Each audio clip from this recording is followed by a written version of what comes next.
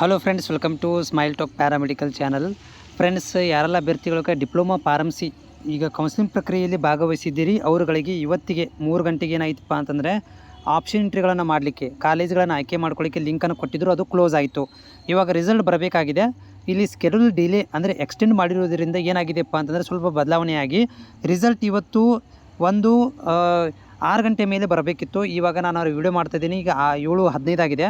But ನನಗನ್ನಿಸ್ತದೆ ಬಂದರೆ ನಿಮಗೆ 8:30 ಮೇಲೆ ಬರಬೇಕು. ಇಲ್ಲಪ್ಪ ಅಂತಂದರೆ ನೀವು ನಾಳೆ ತನಕ ಕಾಯಬೇಕಾಗತ್ತೆ. ನಾಳೆ ಮಧ್ಯಾಹ್ನ ತನಕ ನಿಮಗೆ ಏನಾಗುತ್ತೆ ಅಂದರೆ 8:30 ಮೇಲೆ ಬಂದರೆ ಓಕೆ. ಬರಲಿಲ್ಲ ಅಂತಂದರೆ ನಾಳೆ ನಿಮಗೆ ರಿಸಲ್ಟ್ ಡಿಕ್ಲರೇಷನ್ ಆಗುತ್ತೆ. ನಾಳೆ ನಿಮಗೆ ಮೊದಲನೇ ಸುತ್ತಿನ ರಿಸಲ್ಟ್ ಏನು ಒಂದು ಕೌನ್ಸಿಲಿಂಗ್ ಪ್ರಕ್ರಿಯೆದು ಫಸ್ಟ್ ರೌಂಡದ್ದು ರಿಸಲ್ಟ್ ಇದೆಯಲ್ಲ, ಆ ಒಂದು ರಿಸಲ್ಟ್ ನಾಳೆಗೆ ನಿಮಗೆ ಬರುತ್ತೆ.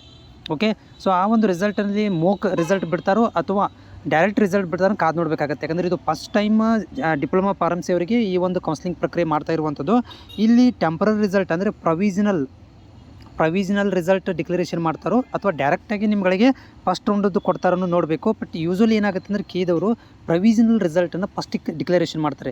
ಪ್ರೊವಿಷನಲ್ ರಿಸಲ್ಟ್ ಬಿಟ್ಟು 12 ಗಂಟೆ ಒಳಗಡೆ ಮತ್ತೇನು ಮಾಡ್ತಾರೆ ಅಂತಂದರೆ ಫೈನಲ್ ರಿಸಲ್ಟನ್ನು ಡಿಕ್ಲರೇಷನ್ ಮಾಡುವಂಥದ್ದು. ಈಗ ನಾವು ಕಾದು ನೋಡೋಣ. ಇವಾಗ 8:30 ನಂತರ ನಿಮ್ಗೆ ಏನಾದರೂ ರಿಸಲ್ಟ್ ಬಂದರೆ ಓಕೆ. ಬರಲಿಲ್ಲಪ್ಪ ಅಂತಂದರೆ ನಾಳೆ ತನಕ ಕಾಯಿರಿ. ನಾಳೆ 11 ಗಂಟೆ ಮೇಲೆ ನಿಮಗೆ ರಿಸಲ್ಟ್ ಡಿಕ್ಲರೇಷನ್ ಆಗುವಂಥ ಸಾಧ್ಯತೆ ಇದೆ. 11 ಗಂಟೆ ಮೇಲೆ ನಿಮಗೆ ರಿಸಲ್ಟನ್ನು ಡಿಕ್ಲರೇಷನ್ ಮಾಡ್ತಾರೆ.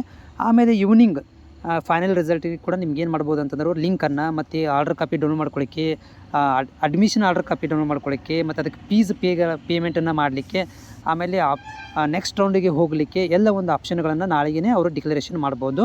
ಬಟ್ ಇವಾಗ ಸದ್ಯಕ್ಕೆ ನಾವು 8:30 ಮಟ್ಟ ಕಾಯಿನ 8:30 ತನಕ ಏನಾದರೂ ಒಂದು ಮಾಹಿತಿ ಬರ್ಬೋದು ಅಂತ ಅಂದ್ಕೊಂಡಿದ್ದೀನಿ. ಇಲ್ಲಿ ತನಕ ಕಾದೆ ನಾನು.